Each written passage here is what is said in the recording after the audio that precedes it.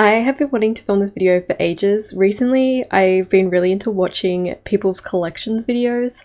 I want to walk through my Nintendo collection today, and I'm going to go by generation because I do have a few generations to get through. But I'm not going to do an entire collection because I literally have so much stuff. We would be here filming for a day, like at least like a 12-hour period. So I'm gonna go through and do the highlights for each generation for me, like what I played the most. Before we get started, I do want to give a shout out to the NES, an honorable mention if you will. The NES released in the 80s and I did play it and I do have memories of playing it, but not very much. I was born in 93, so there was another console that was like the console that I grew up on.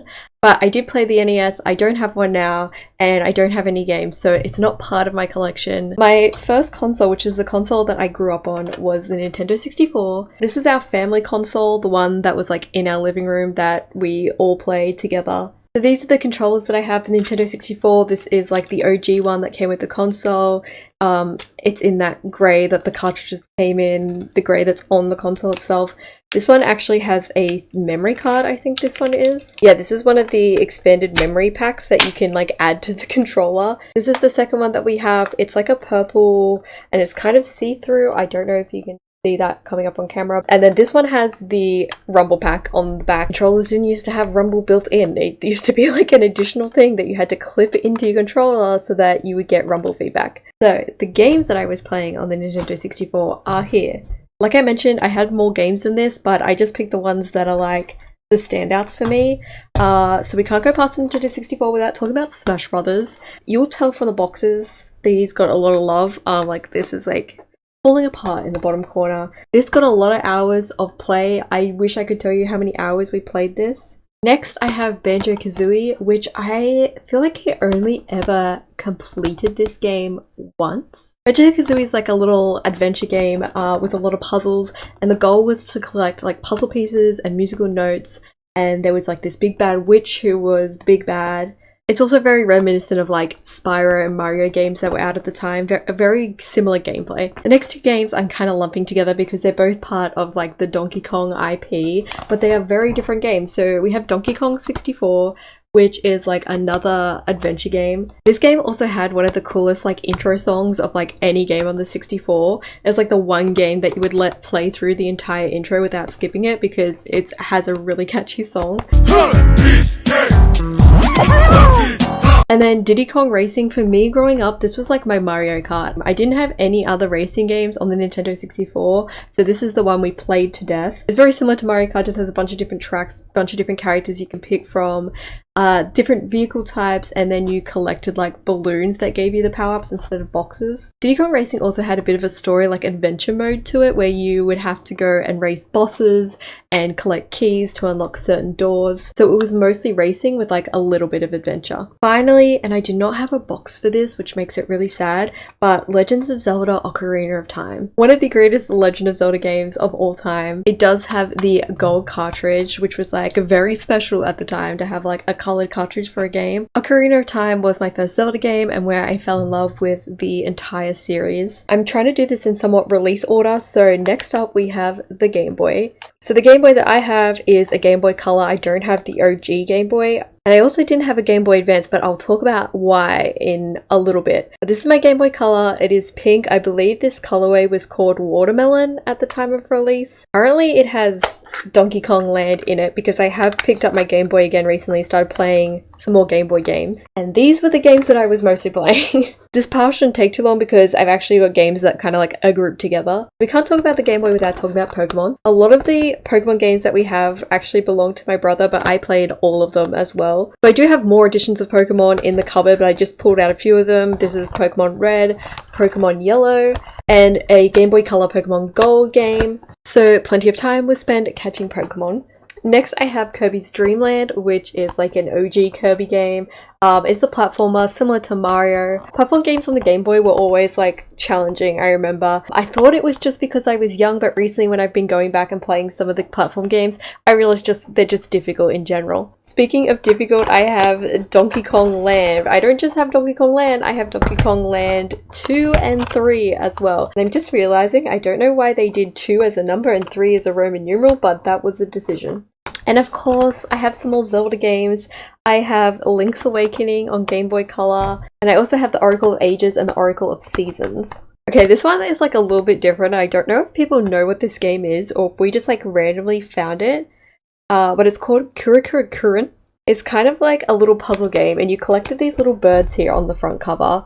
And every time you collected a bird, you kind of like upgraded your vehicle, but your vehicle was like this weird, like, just like imagine a pipe, and from the center it spins, and you can spin it to the right or to the left, and you have to try and move through the maze, essentially the level, without hitting the walls. And you may notice that this says Game Boy Advance, and I did not have a Game Boy Advance, I only had a Game Boy Color, and I wanted to include it with these games still because I did play it a lot, but I mostly played it on the Gamecube, and this is my Gamecube. Again, for the Gamecube, we had a standard blue controller that came with the console, and then for some reason, when I went to buy a second controller for the Gamecube, child me with her gift card decided to buy the bright orange controller. If it was me buying another controller now, I'd probably buy like another blue one, but we have this bright orange one, which is pretty cool. So as for games on the GameCube, as I mentioned with the Kurikurukurin, I mostly played it on the GameCube, but you did have to run a special disc in the system to get it to play the Game Boy games. And it was really funny when I pulled this out, it's actually got the Game Boy player disc in the top still in there, because I did mostly play Game Boy and Game Boy Advance games on the GameCube instead of GameCube games. But of the limited amount of GameCube games I do have, these are the ones that I played the most. So I have A Series of Unfortunate Events, which I believe, yes, this is like the game that came out because the movie came out. As a kid, I had read like all the Series of Unfortunate Events books, so I had this bought for me. Another game that I played a lot was Robots. I feel like from memory, Robots was one of those games you got with the console. I don't really remember watching the movie or that much, and we didn't really have the film, but I remember playing the game quite a bit. And then the other one is Harry Potter and the Goblet of Fire. Again, another game that came out with the movie. They seem to do just like a lot of movie game pair releases. This game isn't as iconic as like the Harry Potter games that were on PC, like the OG Harry Potter games. Now we're moving on to the DS family. I did not get the original DS because I feel like in Australia, the time between the DS and the DS Lite releasing wasn't really that long, and it might have been like a year or two, so I never got the original DS, but I did get a DS Lite. This is my DS Lite. I got a white one, and it is very much white going yellow, especially like the rubber parts are very well worn. This is very well loved. I played this a lot. But this is my original DS, and then I did upgrade to the 3DS when that came out, so I went from white to black for some reason, but I got it's kind of like a black gradient 3DS, so you can see like it has the cameras on the front. That's my 2 DS consoles that I played with. So here is the pile of DS games that I was playing. Alright, of course, an easy one to talk about again, Pokemon. This is the black and white versions of Pokemon. There are a bunch of Pokemon games in my cupboard. There's so many in there, but black and white is just the ones I pulled out. Making its second appearance in the collection, Smash Brothers. There's not much you need to say about Smash Brothers. It's just like a staple in a Nintendo collection. You can't talk about the Nintendo DS without talking about Nintendogs. The grip that Nintendogs had on a generation, I also don't know why they didn't continue Nintendogs for the Switch. I know there's like a dogs and cats game, but I feel like this should have like made a big comeback already. Next is Mario Kart. This was actually my first Mario Kart game, Mario Kart for the DS. And I played this so much. This was such a good game to play with friends as well, because everyone didn't need to have the game. You could play, it's like actually on the back here, that you could play wireless DS with a single card. So you could play with a bunch of friends and only one person needed to have the game. I played this game to death. This is my first Mario Kart and it got well worn. Next I have this little collection of Professor Layton games. If you're not familiar, Professor Layton is basically a detective, and as you went through and solved a big crime, you were doing puzzles as well.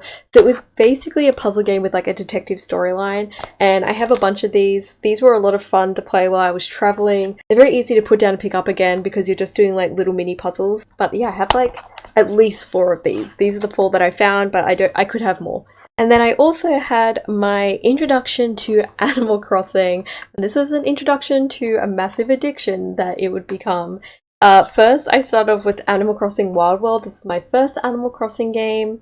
And then I moved on to Animal Crossing New Leaf, of course. That is another one that came out. This was for the 3DS. But combined, I don't even want to know how many hours that I put into Animal Crossing between these two games. Okay, so we have kind of skipped over a console a little bit because I put the DS Lite and the 3DS together and all my DS games so we could cover them as a whole, but there was a console that came out between those, and that is the Nintendo Wii. This is my Nintendo Wii. It's just the classic white Wii console. I didn't bother pulling out the controllers and bring them to show you guys because I just have like the standard white ones.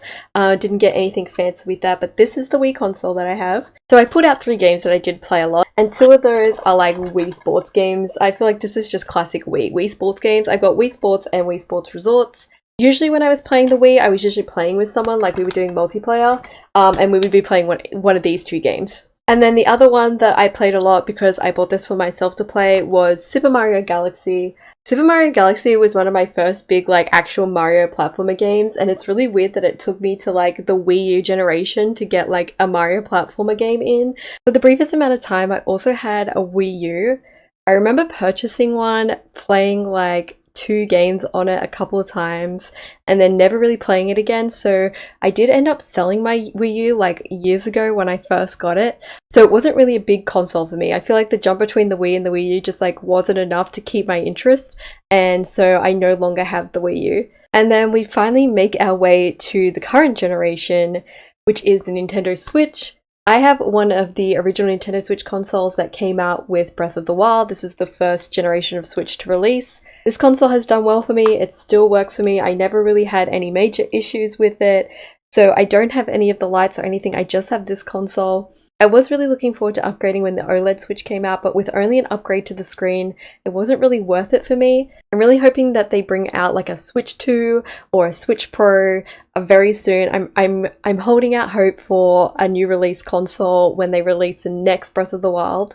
The only other accessory I have for my Switch is a Pro controller, and I do use this when my Switch is connected to my PC, which is where I have it docked at the moment. So this is just a standard Pro Switch controller, and the case is from Amazon, so we just switched the cases over to this very light pink one. For Nintendo Switch games, I have a lot of ones that released early on, so I have, again, Smash Brothers making another appearance in the Nintendo collection. I also have Super Mario Party, Overcooked 2, which is like another really fun party game. And of course, Pokemon makes another appearance. I have other Pokemon games again on Switch. This is just the one I pulled out, Pokemon Go Eevee, but I have a bunch of other ones as well. The other Switch games that I have that I don't have physical copies of are, of course, Legend of Zelda Breath of the Wild. So many hours put into that game. I have it as a digital copy on my Switch. And also Animal Crossing, again, New Horizons, when that came out at the beginning of lockdown. Like a lot of people, I sunk tons of hours into that game as well. And more recently, the game that I have absolutely loved playing on Nintendo Switch is Kirby and the Forgotten Land. So that is it. We made it to the end of the collection. That is all my consoles and handheld devices, and a highlight of a bunch of the games that I played the most in each generation. Let me know if you have similar games that you sunk a lot of hours into like I did, or if I have glaring holes in my collection of games that I just did not touch. Like I said, I've loved watching a bunch of these videos recently on YouTube, so I hope you enjoyed seeing my collection, and I'll catch you in the next video. Fire. That record be making a scene.